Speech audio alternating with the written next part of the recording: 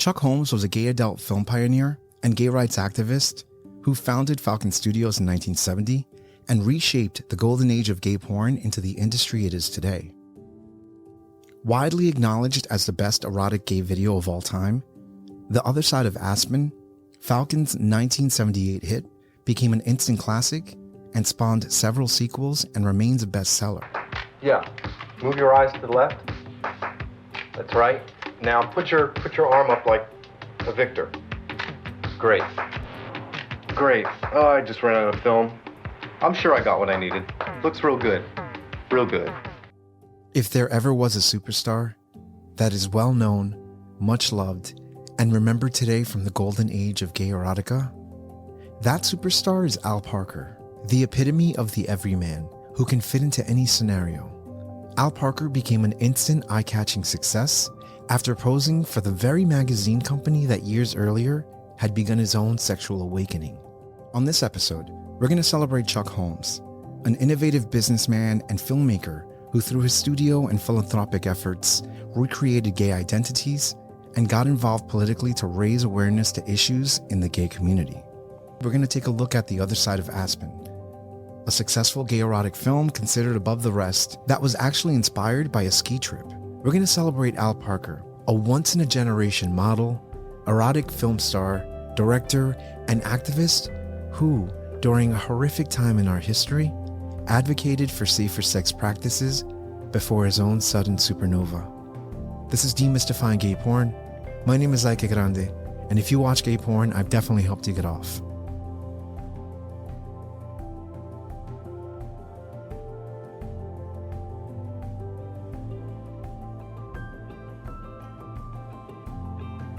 Chuck Holmes was born Charles M. Holmes in Terre Haute, Indiana on May 5, 1945. He graduated with a degree in business administration from Indiana State University and began working in sales for a local construction firm that manufactured prefabricated homes. That position would eventually land him in San Francisco, California.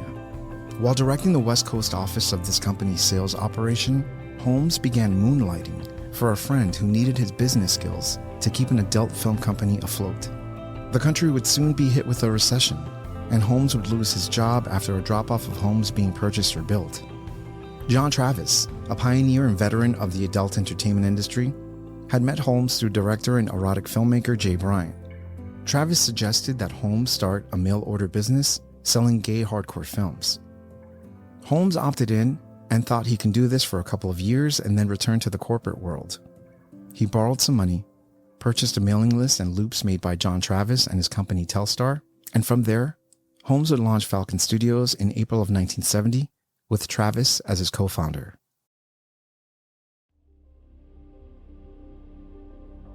Relying on other filmmakers' loops, Falcon was off to a slow start. But that all changed when Holmes began producing 8mm shorts. Falcon's first film was Muscle, Sweat, and Brawn. Thanks to a loyal customer base, Falcon would quickly become an industry leader with their elaborate marketing and well-packaged product featuring some of the most beautiful men handpicked to be on film. Holmes' business strategy was focused on aggressive pricing, marketing, and operating predominantly as a mail-order business for fear of losing film prints.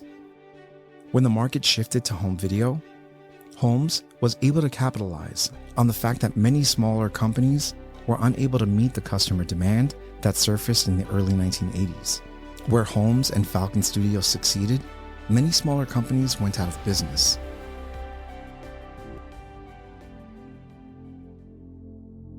Falcon movies relied on pure sex and followed a formula developed by Jay Bryant, John Travis, and Matt Sterling, who had his own company, Brentwood Studios, which I'll touch on in another video.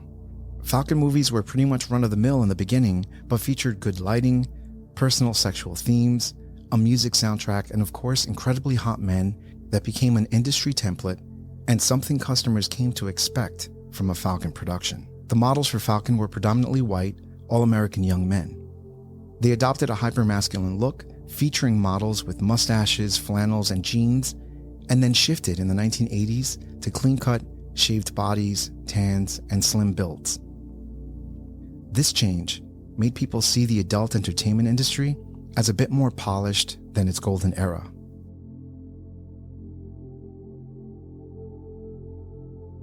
Scientists at the National Centers for Disease Control in Atlanta today released the results of a study which shows that the lifestyle of some male homosexuals has triggered an epidemic of a rare form of cancer.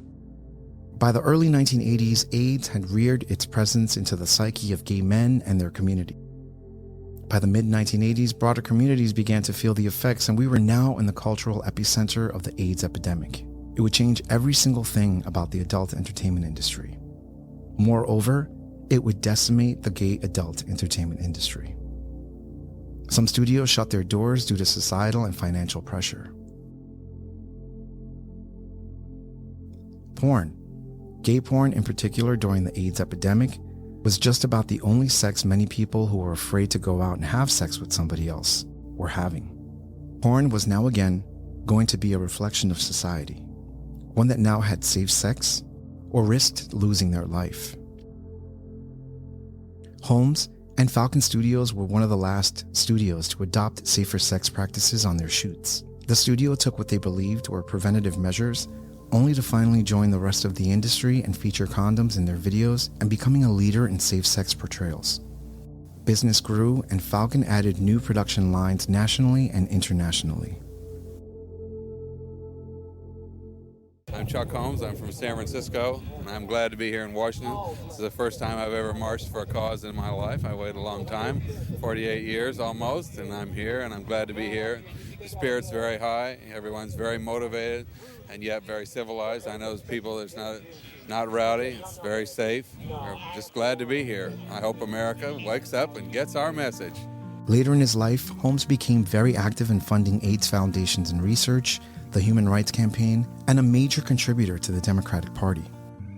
Something that became a problem when people found out what he did for work, with some candidates and organizations refusing to take his donations because they knew where it came from.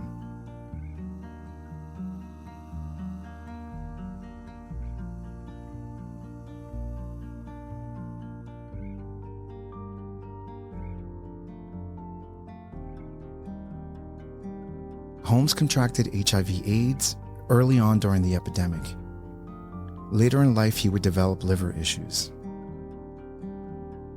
On September 9th, 2000, Charles M. Holmes, Chuck Holmes, passed away of liver failure surrounded by friends and family. In his will, Holmes established the Charles M. Holmes Foundation to promote gay civil rights and gave the foundation complete ownership and control of Falcon Studios and all of its subsidiary businesses, including the website, streaming videos, and accessories. At the time of Holmes' passing, Falcon Studios was one of the largest companies in the gay adult entertainment industry. Chuck Holmes, who had begun his career in the industry after being laid off, would go on to turn Falcon Studios into the most recognizable name in gay porn history and provided countless gay men so much support and many memories.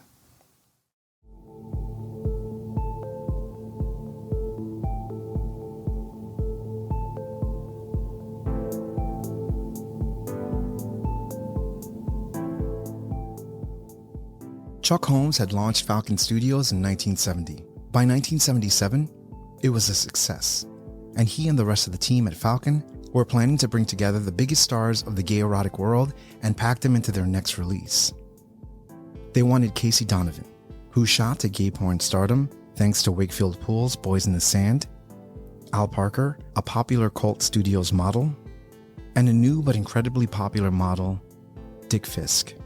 They would round out the rest of the cast with Jeff Turk, Chad Benson, and Mike Flynn. Holmes had friends who owned a cabin in Lake Tahoe. He reached out to them and they agreed to let the studio use their cabin. So the film was shot in Lake Tahoe. However, the title alludes to Aspen, Colorado, since Aspen had become a popular LGBT destination. And it was the first municipality to pass a non-discrimination ordinance. Aside from the location and the models, they didn't have a script, just scenarios. But they would take everyone to the cabin and start production on the other side of Aspen. Production took about 5 days, with every scene taking a day to shoot, and each scene shot as a loop, brought its own serving of intense sexual energy, causing the small crew to try and keep up with all of the action. After production had wrapped, Holmes and Sterling decided to weave the scenes together by shooting additional footage in San Francisco, giving the film a loose plot.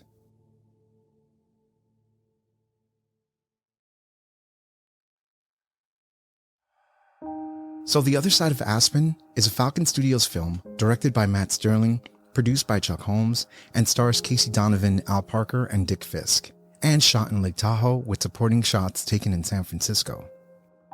The film opens with Jeff Turk leaving a note on his door for his friend Mike Flynn. Turk is going out for a jog through the city to clear his mind. When he returns to his apartment, Turk tells Flynn about his time in Aspen and that time he had 5 guys. No, not those 5 guys. Turk serves as the narrator for the rest of the film, which immediately cuts to the infamous Al Parker and Casey Donovan scene shot on location in a cabin in Lake Tahoe. Parker and Donovan play 2 ski clients to Turk's ski instructor, who happens on them while they're, well, you'll see for yourself. Dick Fisk is introduced, and I'm assuming Turk is just standing outside watching this entire time. Anyway, Turk continues to tell Flynn the story while he showers. Then we cut to Dick Fisk, Casey Donovan, and Al Parker being joined by another guest, who I assume is Chad Benson. I just slid the door open, walked in, closed the door behind me. Turk walks in and joins everyone. After the scene ends, we cut back to Turk lying on a bed with Flynn, only to fade out and leave us to assume they have some business to get to.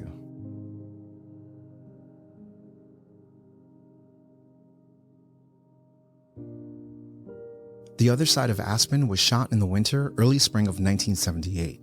Around this time, Holmes had begun to hear the murmuring of home video. And that's when Holmes had an idea. The film would be one of the first in the industry released on videocassette. The Other Side of Aspen was strictly a mail-order product. More significantly, The Other Side of Aspen was Falcon's first pre-mailing order ever. If you were one of their best customers, you were sent a reservation card. Then, Falcon's brochure came out, and they had their biggest day in the history of their company at the time.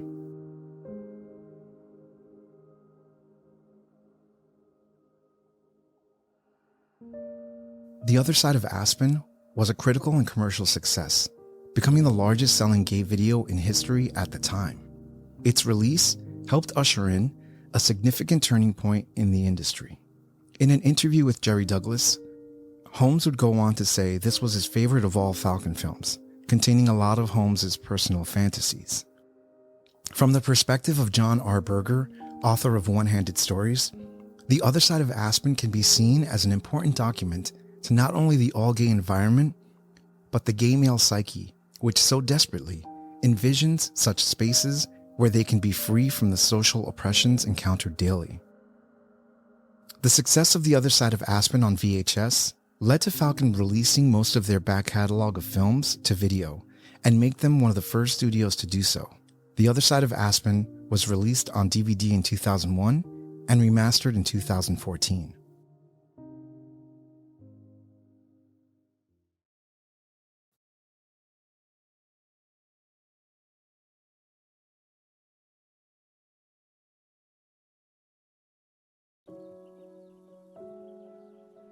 Hi, I'm Al Parker. Hey, how you doing? Al Parker was born Andrew Robert Oken on June 25, 1952, and grew up in a middle-class family in Natick, Massachusetts, 18 miles outside of Boston. His father was a salesman for a chemical company, and his mother was in technology, manufacturing computer components. Parker was a shy and playful child, and by the time he got to high school, he blended into the background, except when it was time to hit the showers, and many of his classmates noticed this shy and scrawny young man was packing, leading to the nickname Pony Boy. It was in high school that Parker developed an interest in attending medical school. On his way home from a medical study, Parker was followed off of the bus by an unknown assailant and was assaulted at knife point. Parker went home that night not knowing how to feel, yet not telling anybody what had happened.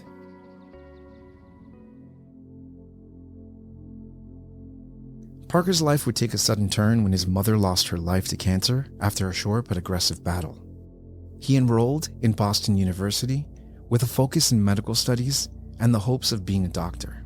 When he got there, however, the campus, as many others during this time, were filled with anti-war protests and constant bomb threats due to the US's involvement in Vietnam. Spending more time in drills and outside of the classroom helped Parker reevaluate his college career. He packed his bags and headed to California, finding an apartment in Hermosa Beach and a job at a mobile gas station.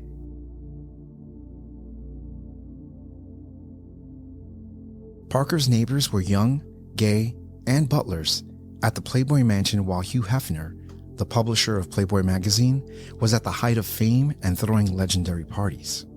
Parker had an interview and quickly became a household fixture at the mansion. Hefner was known to hire gay men as butlers since he knew they wouldn't bother the bunnies. By the end of his time at the Playboy Mansion, Parker was operating a projector booth and communicating with Hefner on an average basis, a closeness he mistook and was eventually fired for.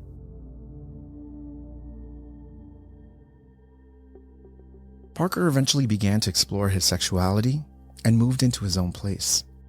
Around this time, he met a man 13 years his senior with whom he had an open, long-term relationship with. He would become his lover, business partner, and mentor.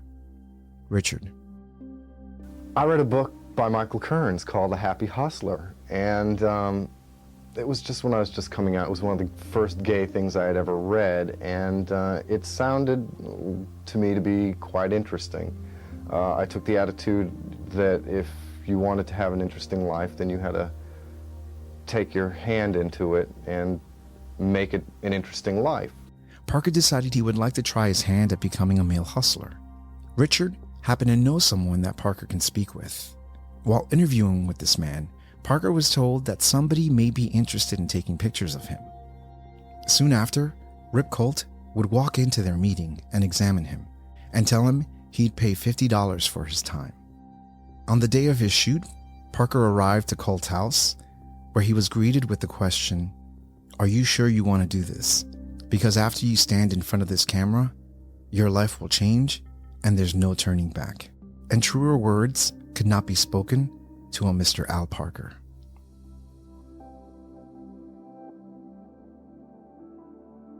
After sitting for Rip Colt for many sessions, Parker knew he was going to need a name. Colt said Al Parker, to which Parker felt was so forgettable. But the magazine had already gone to print, and it was soon a name everyone knew, more so than the 1950s magazine illustrator Colt named Parker after. Parker was now in high demand and posing for various magazines and photographers.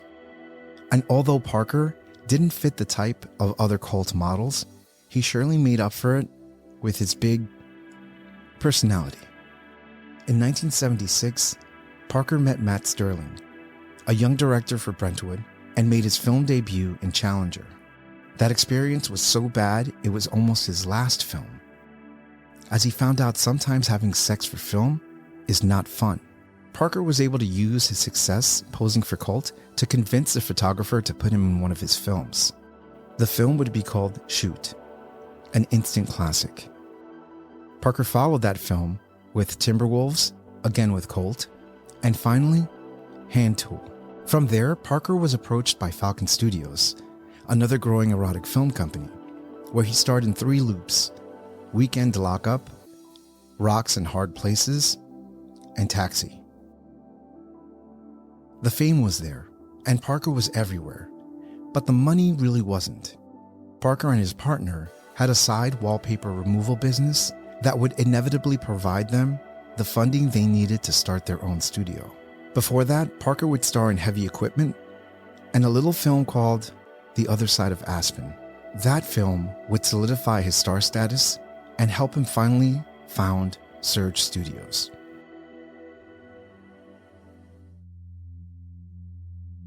Well, after I had done this for a period of time, I said, well, I can do this. You know, I mean, I know how many feet of this I need and how many feet of that I need. And, you know, I knew people who worked in the business, and I said to somebody who was using me in film that I would like a percentage of the money made from films that I was in.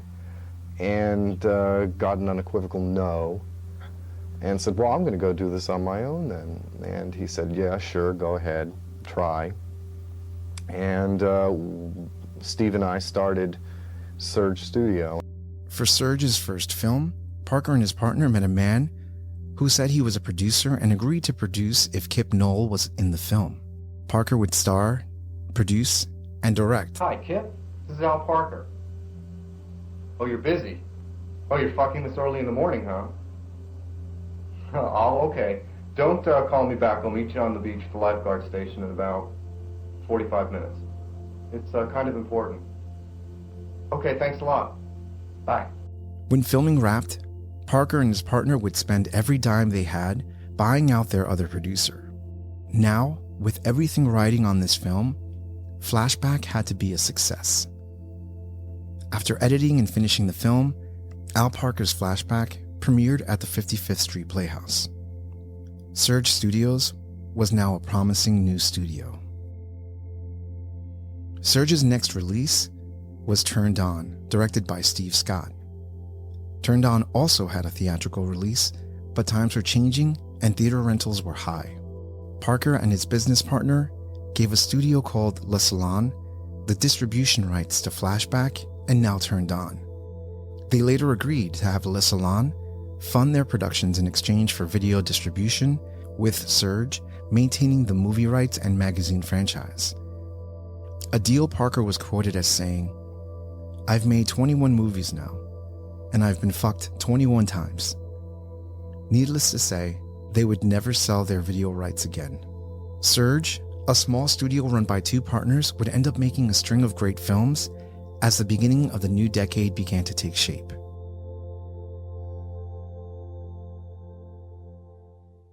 It was 1983, and the threat of the AIDS epidemic was quickly becoming clear. Parker had already seen many models and friends wither away, and became increasingly interested in safer sex practices.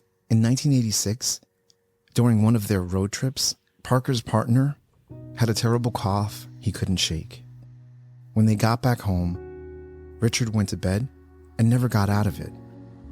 After 4 grueling months, the doctors diagnosed him with AIDS and gave him 3 or 4 days to live. 4 days later, on September 9th, 1986, Richard, Steve Taylor, would die in Parker's arms.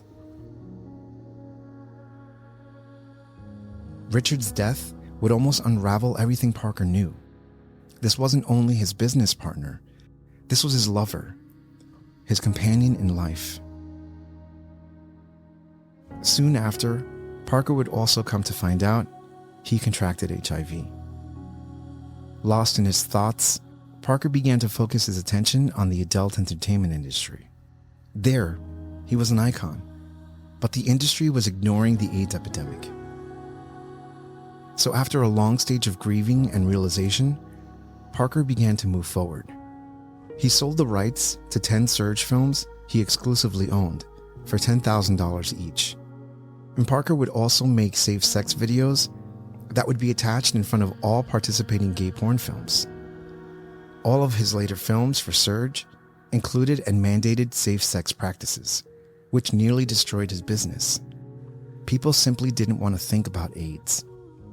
This all culminated with the release of Serge's next film, A Night Alone with Al Parker, a safe, solo movie starring Al Parker. Distributors wanted absolutely nothing to do with it. It was eventually re-edited to include older footage Parker had from the Serge vault. Parker would sell the home he owned with Richard and move to San Francisco, where he lived with his longtime friend and eventual domestic partner, Keith. Hi, Al. Hi, how are you?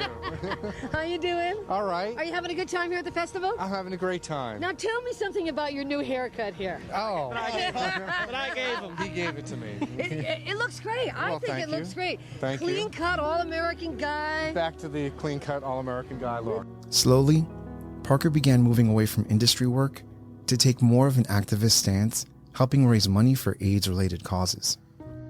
All the while, it was becoming evident to him that his health was beginning to decline, but he fought back forcefully with a rigorous health routine.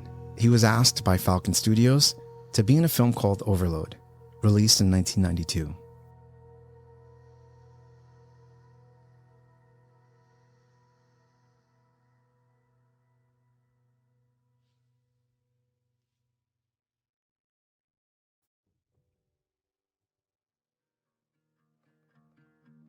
On a summer Monday morning, Parker found it harder than ever to get out of bed.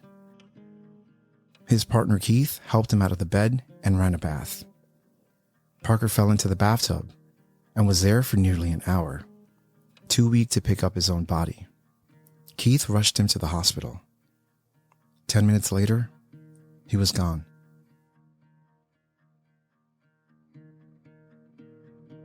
Andrew Robert Oken, Al Parker, passed away August 17, 1992, nearly 2 months after his 40th birthday.